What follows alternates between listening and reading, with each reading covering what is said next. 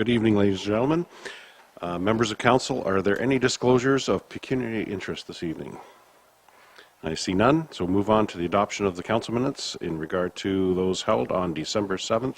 Looking for mover and seconder, Councillor Wilkinson and Councillor Verbicki. Discussion on that motion?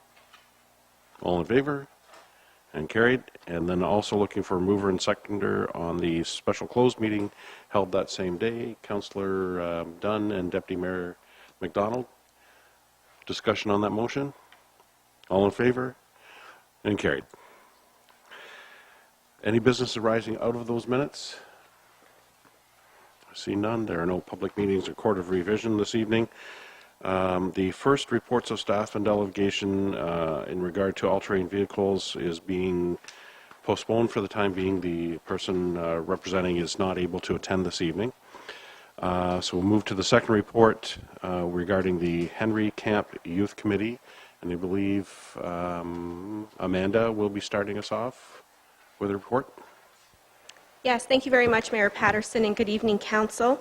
This first report is to inform Council of the decision made by the Henry Camp Committee in 2013 and to further accept or to receive the termination notice from Parks Canada with regard to the operation of Camp Henry. I thought since it's been some time since we last talked about Camp Henry, I would do just a brief highlight or overview of the park and the operation that it's since undergone. So back in 1999, there was a lease agreement established between the municipality with Parks Canada as well as with the operating committee known as the Henry Camp Youth Committee. And that agreement originally set out the roles and responsibilities of the operation of Camp Henry, located at Point Pelee. So basically, the camp at the time undersaw overnight accommodations for Girl Guides, Scouts, school groups, etc., to ensure that they would still have access to Point Pelee National Park. And the committee was composed entirely of volunteers. There had been numerous reports brought back to council to reconfirm a 5-year lease agreement. So that happened in 2004 and then also in 2009. Every year, the representative from the municipality through the Recreation Department met with the committee to outline any concerns about operating the camp, worked with Point Pelee to make sure that we could promote the location, identify any health and safety documentation, et cetera, just to ensure a very smooth operation of Camp Henry. However, at our most recent meeting in 2013, at the annual general meeting, it was identified by the Camp Henry Committee that their volunteers were aging, there was some volunteer burnout. Basically, they weren't in a position anymore to continue providing that support to operate Camp Henry. So during that meeting, it was determined that the actual committee would disband and that any responsibility for the camp would revert back to the municipality. And they further talked about having a transition committee to work with the municipality and with the Point to ensure that there was a smooth transition and to kind of determine the long-term sustainability or the business plan for the camp. So numerous meetings happened in 2013 and throughout 2014 to really come up with a sustainable plan for Camp Henry. We certainly didn't want to lose that opportunity within our municipality. It's an excellent way to have overnight accommodations, and the youth really enjoyed being able to access Point Pelee. So it was determined, though, that the council at the time was brought up to speed just through a verbal update that a termination notice would be sent to Parks Canada terminating the lease agreement and rather reverting full responsibility for the operation back to Parks Canada. So in August of 2014, a notice was sent to Parks Canada. They had 60 days to respond, and that was outlined again within all those other agreements that we had done previously. They provided that response to us in November of 2014. And basically, here I'm at, just to give you that update. We do have to receive the termination notice formally from Parks Canada. And I also wanted to, in our report, just really recognize the outstanding and long-time contributions that the committee has made to our community, some of them for well over 30 or 40 years. So this is certainly a long-standing committee work. Point Pelee National Park will continue Camp Henry operations in its entirety. Any groups or organizations wishing to book would do so by contacting the park directly, as opposed to contacting any committee member, and certainly not contacting the municipality. I also wanted to highlight as well that the Transition Committee did have some funds available. Those were funds that the committee had exclusively, and they have since distributed those to a couple local organizations that really took advantage of Camp Henry, so they would be able to continue to offer that overnight camp experience to groups in Leamington and the surrounding area. As we're just receiving a termination notice, there's no financial impact, so the recommendation is within the report that we receive the termination notice. And like I had said earlier, I do have some delegations here that would be willing to either speak to the report or to answer any questions. And that would be committee members Don Moore and Morgan Price, as well as Karen Lanowskis, good, the superintendent with Point Pelee National Park. But like I said, the recommendation is contained within the report for you tonight. Okay, thank you very much. Council members, any questions or comments? Councillor Hammond? Your Worship, thank you. No questions, but just a thank you to Morgan and Don and your entire group for all the years and all the hard work you've put in to keep the camp alive. I know our grandchildren and a lot of people have used that over the years, and thank you. Well, just to echo that too, that's all I was going to say was thank you to all of you who have done that work for so long for this municipality and area, I guess I would say. So kind of sad to see it come to an end, but at the same time, if Parks Canada is going to carry on the tradition, it just makes it a little easier for you to sit back now and enjoy knowing all the work that you've done has paid off. So I don't know if any of you had anything that you wanted to say to council this evening, or if you were just here. If you want to, I'd be more than happy to have you address council. Mr. Mayor and councillors, as Mayor is indicating, as Amanda, both Morgan and I were chairman of Camp Henry, the volunteer group that operated the camp down there. And I just want to give you, she gave you a very good coverage of it, a couple of highlights. You might wonder why it's called Camp Henry. Well, Mr. and Mrs. Joe Henry were famous and very generous couple that lived in this town many, many years ago, and their name is all over town and streets and places and gifts and things that they provide. And about 80 years ago, Mr. Henry purchased a piece of property in what is now Point Pelee, or it's Point Pelee Park now. But back in those days, it was full of cottages and buildings and fisheries and agriculture and all kinds of things. But he purchased that land to use for the local youth groups, particularly the Scouts, the Cubs, the Guides. And that camp has operated down there now for 80-some years. And where the council comes into play on this was that about 20 years ago, the park decided to do a study on the ground in the park. You might wonder why, but if you've ever went down there years ago, you'll know they sprayed DDT all over everything. And I guess they were worried about what the consequences were. So they, unfortunately, found some DDT in the area where the camp was. And they immediately closed it. And that upset the committee very much because it had worked all that time to keep it going for the children in the area to use. So we went after the committee went after various groups. We went after the politicians.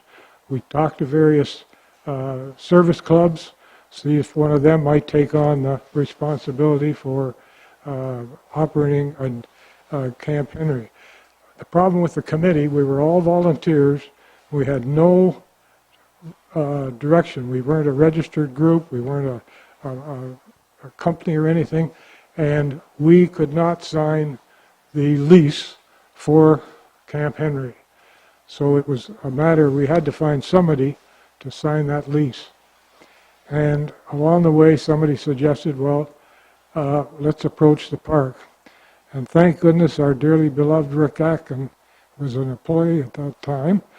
And he stepped in and started to help us to see if the town would take over the lease and we would pay they would cover us under insurance and we would pay the premium on the insurance and the amount of the lease every year, which we did. I'm happy to say that there was never a claim that I know of anything down there. So that gave us the opportunity 20 years ago for the town to take over the lease. The committee carried on. In those days we had 25, 30 volunteers, but Amanda says it's very difficult getting people these days to do it. And we're all getting old. We're all, in our 60s, 70s, 80s, and it was difficult. So we felt 2 years ago that we just could not carry on because we were required to do repairs and maintenance and check groups in and out, and it's a fair amount of work to do that. So at that time, we talked to the park people to see if they would be interested in taking over the use and then operating Camp Henry so that it would carry on. They agreed, and Amanda stepped in to help us finalize the details and cancel the lease. And as she says, whatever funds we had left, we distributed locally here to groups that use the camp. So what I wanted to do tonight is to thank not only you as council people, but the previous councils going back 20 years and for their help and assistance in allowing us to do this and carry on. And I'm happy to say that the park is carrying on with the operation of Camp Henry. I have friends that go there, and I've been down there and attended some of the camps, and it's nice to see that it's still operating. So on behalf of the thousands of kids in this area that have used the camp, we want to just thank the council and the citizens of Leamington for their help and assistance. It's been very much appreciated, and thank you. Excellent. Thank you very much, too. Karen, did you want to share a few words? Yes, I just wanted to echo my own thanks on behalf of Parks Canada for the municipality for your support of Camp Henry and of the operating committee over the years, because without your support, as Don said, it would not have been possible. And just, again, thank you to Morgan and Don and the whole committee for your efforts over many, many years. And what you're leaving with us now is a legacy, and we intend to honor that legacy in terms of what Camp Henry is, and also ensuring that we always welcome youth to our park. So thank you very much. Thank you.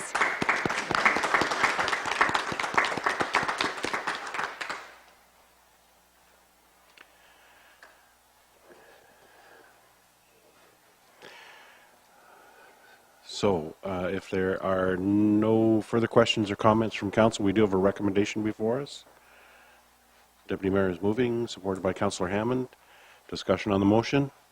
All in favor? And carried.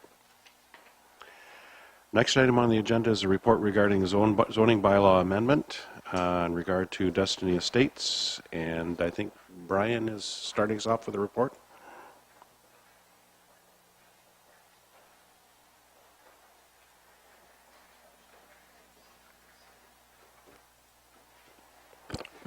Thank you, Mr. Mayor. Sorry about that. Okay. The Destiny Estates plan of subdivision was approved by the county in 2012, and it was for the development of 79 residential lots in 3 phases, consisting of single detached and semi-detached dwellings. The developer entered into a development control agreement with the municipality for the entire subdivision in December 2014. The first phase, consisting of 3 single detached dwelling lots in Malibu Drive, has received final approval from the county with construction of homes underway. The county recently approved a minor amendment to the draft approved plan to adjust the lot line between 2 lots in phase 2, which was brought before you a few council meetings back. as noted, increasing the area of one of the lots to allow the proposed semi-detached dwelling to comply with the lot coverage provisions.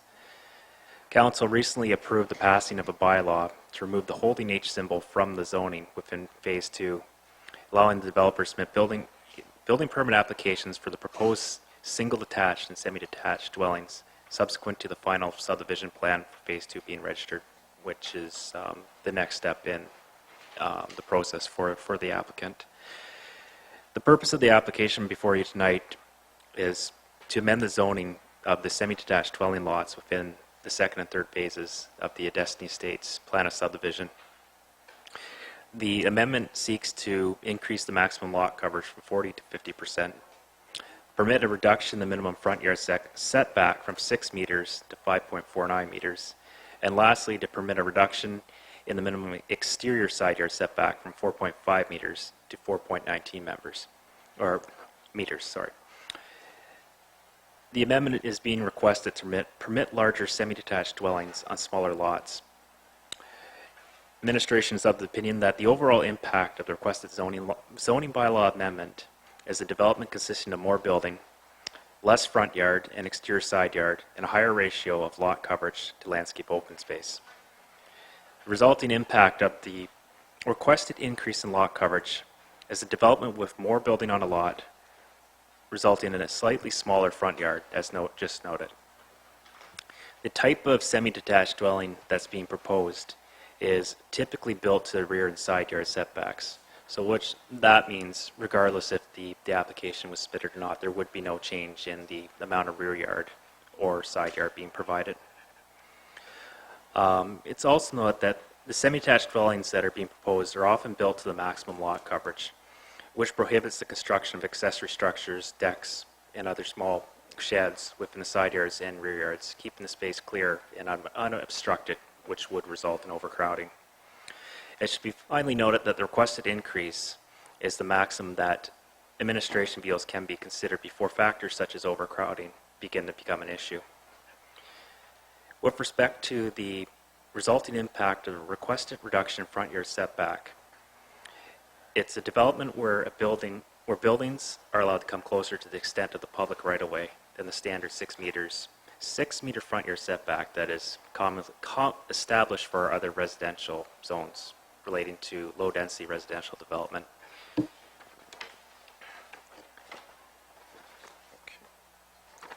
This results in a smaller, however still adequate and functional front yard. It should be noted that the requested reduction is also the maximum that can be considered before such factors such as views, encroachment of vehicles within the municipal right-of-way, and overcrowding begin to become an issue. Finally, the resulting impact of the requested reduction in exterior side yard setback is development where buildings are allowed to come closer to the extent of a public right-of-way than the standard 4.5 meters established for low-density development in the residential zones of the Leamington zoning bylaw. This results in smaller, however still adequate and functional exterior side yards. Additionally, administration has determined that the minimum exterior side yard setback for low-density residential development within the residential zones of the zoning bylaw is more than sufficient and will be considering its reduction in the upcoming comprehensive review of the zoning bylaw. This particular zoning amendment also represents a change in the residential development standards for the area. The change in development standards reflects a new building trend common in the area, involving the construction of one-story semi-detached dwellings with covered porches, resulting in less landscape open space to be maintained and additional gross floor area on the ground floor. Development standards are the rules established by the municipality for promoting and facilitating orderly development within the municipality. The municipality's development standards are conveyed mainly through the zoning bylaw in the form of the provisions to control the use of land and setbacks and heights and different specific factors relating to a property. Provisions of the zoning bylaw are amended from time to time to reflect new building trends, as is the case here, planning policies and site-specific conditions where it is demonstrated that it is appropriate, necessary, and represents good planning. Administration finally is of the opinion that the proposed amendment is appropriate, its impact will not negatively affect the development of the area, and it meets the general intent and purpose of the residential R3 provisions of the zoning bylaw.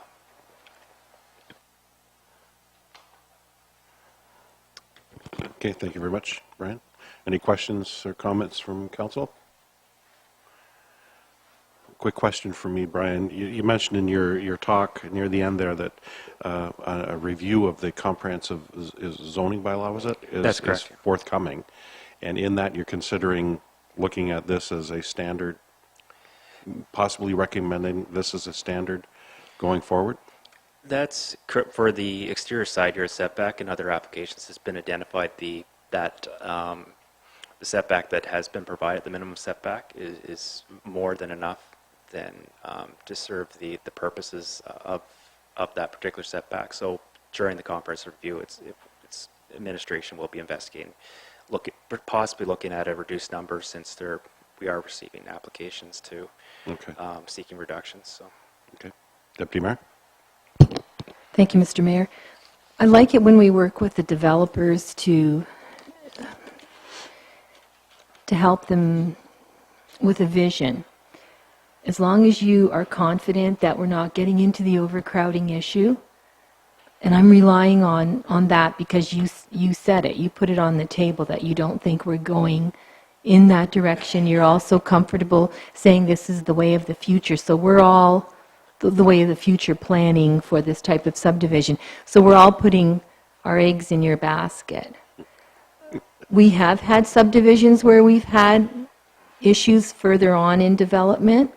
And I'm thinking right now of Antonio, where we had bigger front yards, and then as we got to the end, they crept up, and it ended up being a bit of an issue. So we're totally relying on you in the planning department here, Brian. But like I said, I'm comfortable when we can work with the developer and see that vision through. I think so often in the past we've been, and I'm not saying this administration, but I think in past years, there was a bit more of a hold-up. Well, no, we can't do that. So I'm happy to see that we're working with them, but again, we're putting all our trust in your professional opinion. Yeah, no pressure. Thank you.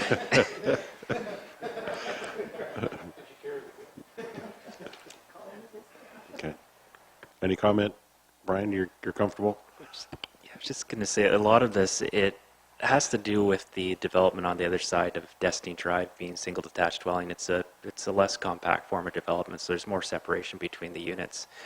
We've identified that it doesn't, even though we're allowing the semi-detached dwellings to come closer, it's because of the form of the development on the other side of the street. We're not creating a tunnel-like effect or a contiguous wall of building down both sides of the street. So we're comfortable that the reduced setback isn't going to create any overcrowding, or as noted, it's not going to result in any issues with obstructing views or creating any public safety concerns within the area.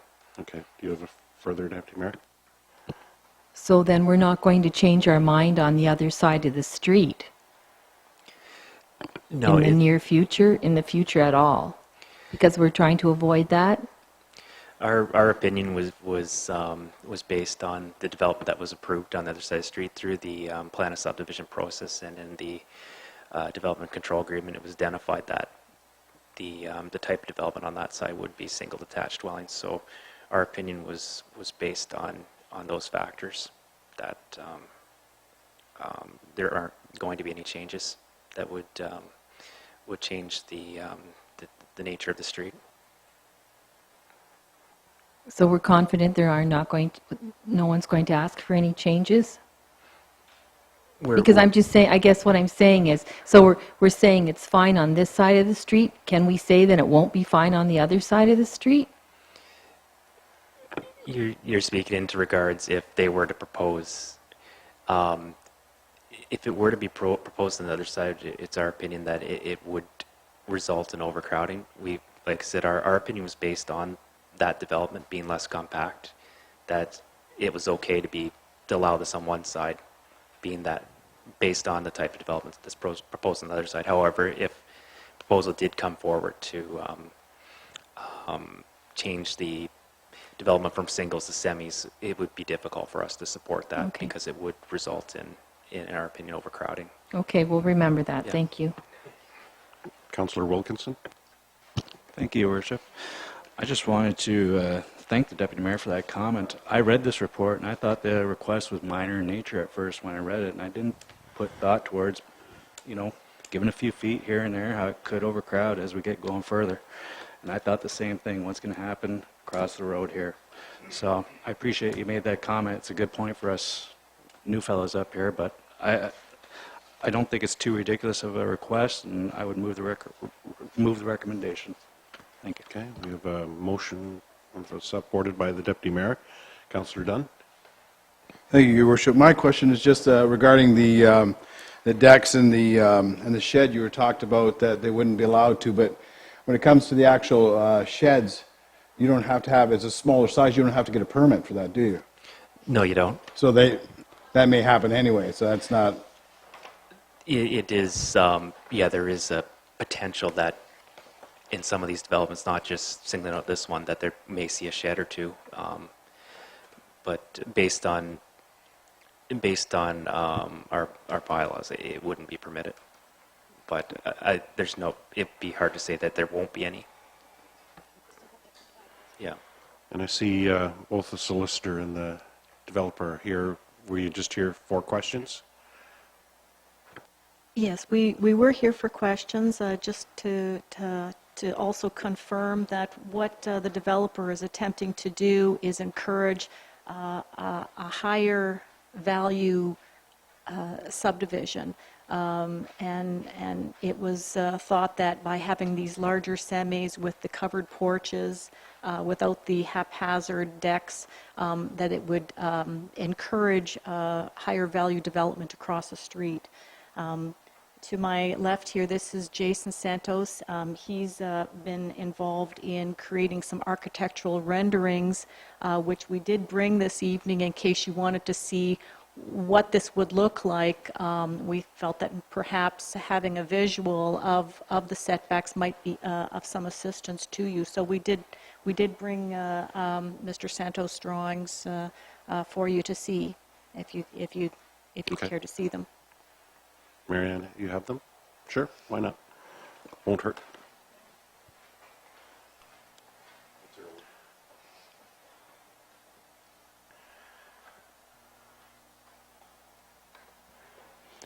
On the screen right now, we just have the front and rear view of the proposed building. Here we have some angled views so you can see the backyards. The offsets are very minor, as you can see in the report.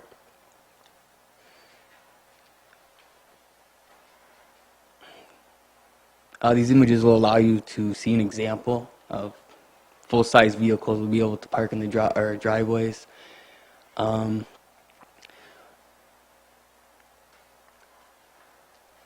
Here is the actual render of the subdivision. So as you can see, is across the road, we have just single dwellings. So it opens up that space.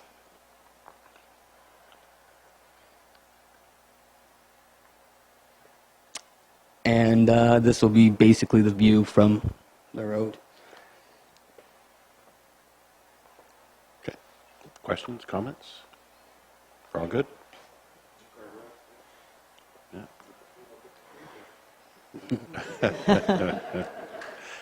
Look like poplars. Anyway, so if there are no further questions, we do have a motion on the floor with a recommendation. So all in favor of the recommendation then? And carried. Go build.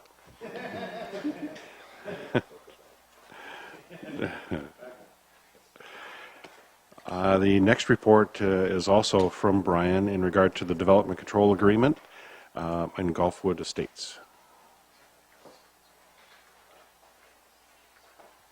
Thank you, Mr. Mayor. Start with it's Michael's there. Okay. I'll start with a brief overview of the subdivision. The Gulfwood Lakes Plan of Subdivision was approved by the county in 2006, and it was for the development of 217 residential lots in 5 phases. And the type of development was single detached dwellings in townhomes. Since draft approval, the county has approved 2 extensions in 2009 and 2012 for the extension of draft approval. The developer entered into the development control agreement with the municipality for the first and second phases of the subdivision in March of this year. With respect to the proposed application, it's two-part. The applicant is proposing to amend the development control agreement to allow the development of townhomes and semi-detached units within 4 blocks within the registered plan of subdivision for the first phase of development. The second part is the removal of the holding symbol from the residential R3 zone of the lots located in the first phase. The amendment is being requested by the applicant to address the market demand for both townhouse units and semi-detached dwellings. The proposed amendment would result in 9 townhouse units and 4 semi-detached units instead of the 15 townhouse units proposed within the draft approved plan of subdivision, reducing the total number of units overall by 2. Administration took the following matters into consideration when reviewing this proposal. Administration looked at zoning with respect to what uses are permitted within the residential zone. The proposed semi-detached dwelling use is a permitted use within the residential R3 zone. So that was looked at. Density, we looked at that as well. This proposal does reduce a slightly lower density. However, it is producing a greater variety. We're having semi-detached and townhomes, which is recommended.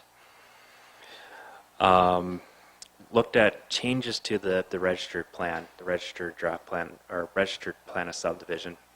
This proposal wouldn't result in any changes to the registered plan. So the 4 blocks that are involved, there would be no changes to the actual line work of the blocks. Part of lot control would be the tool used to establish the final lot lines for the townhomes and semi-detached dwellings. Looked at servicing. The servicing which is in place is still adequate for the proposal, and there's no concerns being that the number of units are being reduced. And finally, we looked at securities, and for this proposal, there are no additional securities required of the applicant. It should be noted that as a result of reduction of the 2 units, we're recommending that the owner receive a $550 refund, and this represents the tree fee and the administration fee related to those 2 units that are being subtracted from the development. Administration suggests that the development control agreement should be amended to allow the development of the 9 townhouse units and 4 semi-detached dwelling units based on the information that I just covered. The second part involving the removal of the holding symbol. The holding symbol was added to the residential R3 zone for all of the lots within the entire plan of subdivision, and it was to defer the availability of building permits until the municipality was satisfied that site-specific conditions regarding the phasing, proper servicing of the development were satisfied. The municipality is now in a position to allow the construction within phase 1 to proceed and are satisfied at the high level with the servicing and phasing within development.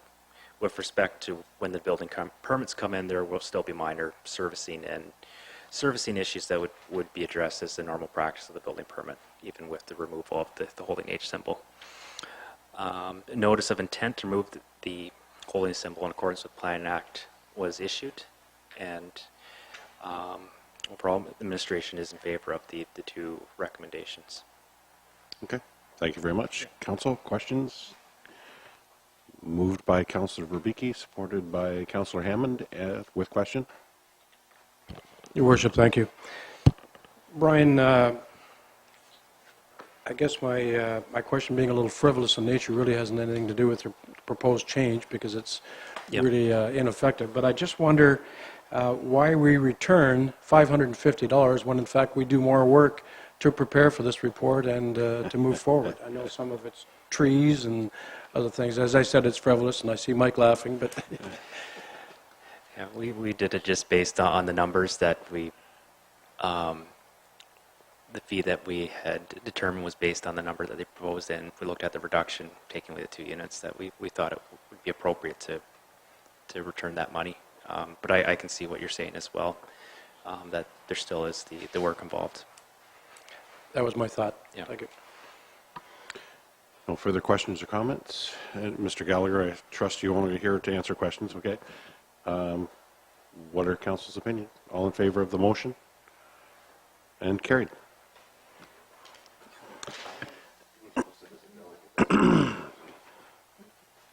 There were no matters for approval, no matters for consideration, no report on closed session this evening, but we do have consideration of bylaws.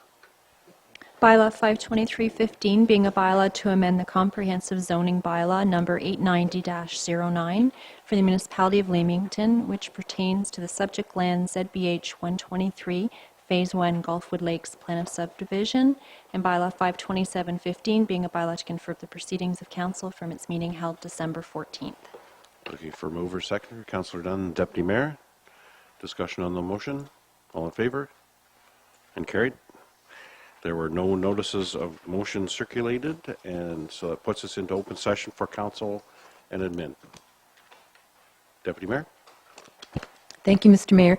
I just wanted to say that I went to the preview tour of the hospice today, and I was quite surprised how far along they are. Very impressive building.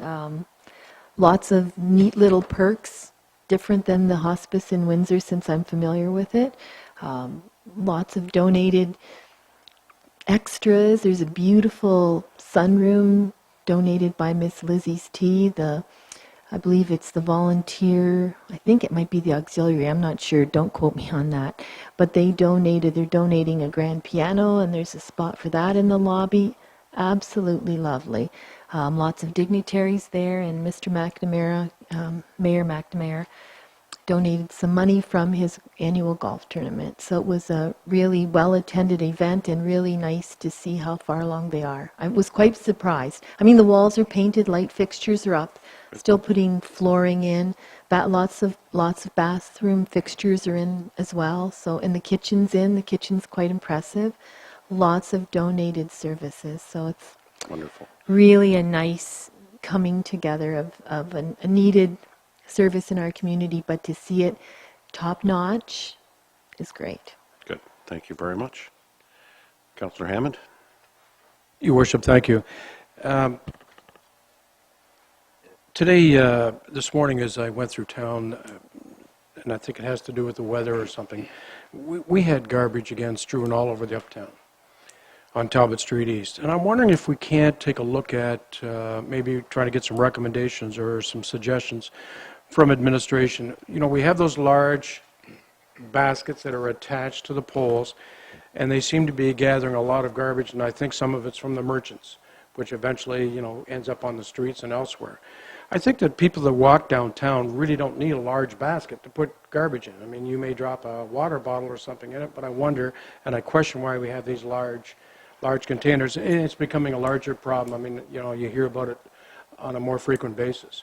And again, I'm wondering if we can't really sit down and address this and take a look at it. Yeah, I can tell you it's a regular discussion between my office and the CAO's office, and I believe admin is working on a report on exactly that and a number of other things in the Uptown Core. So I would expect that in the new year. All right, thank you. Deputy Mayor, I'm sorry, I had Councillor Dunn first. Thank you, Your Worship. I just want to, we've been invited by the Anglican Church, Deacon Debbie, the mayor, and council to come to their Christmas dinner at 4 o'clock on Wednesday, if you're available. It's, they do every Wednesday they do a free meal for people in need throughout the year. And this is something that they also do, and they just invite us all to come to see and partake in the, I understand Deputy Mayor Hilda McDonald has been there before, and it's just something, an enlightening thing to see and to be a part of. And I'm just really happy that the community does that in this church. So your invitation's open to all of us. Okay, thank you very much. And I will be out of town, won't be able to attend, but I've been to that before, and it is really, it's kind of unique. So good to go. Deputy Mayor? Thank you, Mr. Mayor. Supplementary to what Councillor Hammond said, I was sent an email after lunch today with photos of the offending garbage.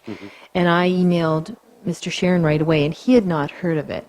So I would certainly recommend to folks that rather than posting things on Facebook, rather than that being your first move, pick up the telephone or email the municipality and get it picked up first thing, rather than waiting and making it a public issue.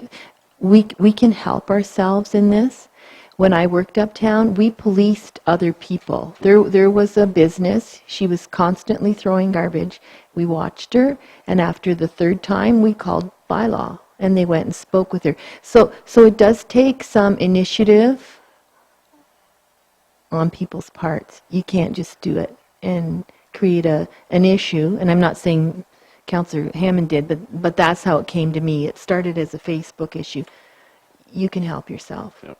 Well, we So- all know that Councillor Hammond can't access Facebook anyway. Yeah, so we know it's not you. He hasn't quite figured out what a computer is yet. No, I was just in all fun, no.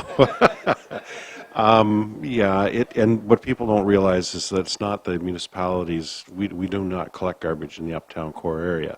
It is up to the business owners to look after their own garbage disposal. But further to the comments, it's one of the potential recommendations that may come forth in the new year. So, but I see our acting CAO is anxious to make a comment here too. So, Ruth.